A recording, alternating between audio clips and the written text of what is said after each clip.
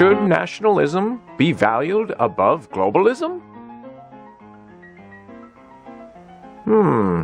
Let's take a look now at an aspiring young blogger. Looks like he's about to write an article about nationalism and globalism.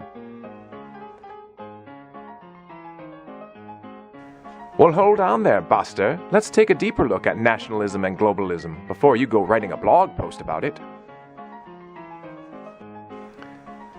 There is no question that globalization has been a good thing for many developing countries, who now have access to our markets and can export cheap goods. Globalization has also been good for multinational corporations and Wall Street. Globalization is a complicated issue.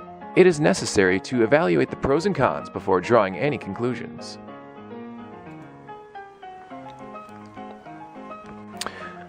The new nationalists seek to reassert control over their own countries. Their targets are global structures such as European Union, the World Trade Organization, NATO, the United Nations, and the North American Free Trade Agreement. However, the new nationalists post no credible plans for replacing the institutions of globalization they seek to tear down. Which side are you on? Globalization? Free trade is supposed to reduce barriers such as tariffs, value-added taxes, subsidies, and other barriers between nations. This is not true. There are still many barriers to free trade. The Washington Post story says, the problem is that the big G20 countries added more than 1,200 restrictive export and import measures since 2008. The proponents say globalization represents free trade, which promotes global economic growth, creates jobs, and makes companies more competitive, and lowers prices for consumers. Globalization offers many options. It allows for open lines of communication.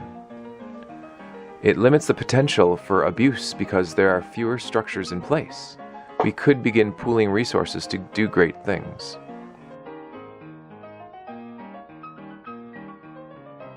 For instance, multiple countries are running space programs right now. Some private businesses are doing the same thing. If they could pool their resources to combine talents to work towards one single goal instead of having multiple agencies all trying to do the same thing, we could be more efficient with our innovation in the areas of space exploration. The same principle could be applied to virtually any industry or area. Nationalism.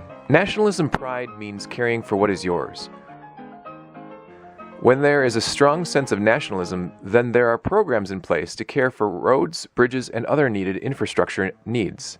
This also means good-paying jobs are generally created to build these needed items. It inspires people to succeed, and it gives a nation a positive strength. One should always negotiate from a position of strength. Thanks to nationalism, a nation can be as strong as it can possibly be as a community and can give it global negotiating power.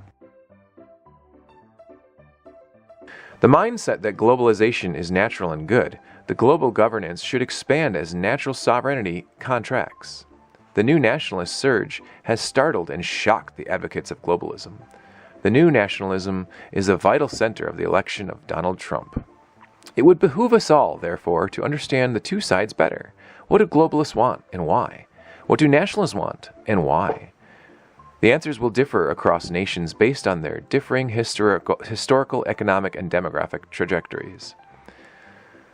Looking deeper into globalization. Globalization is a process, not an endpoint. There are way too many people caught up thinking that we can only have one or the other, while the fact is that we can always have and have always had both.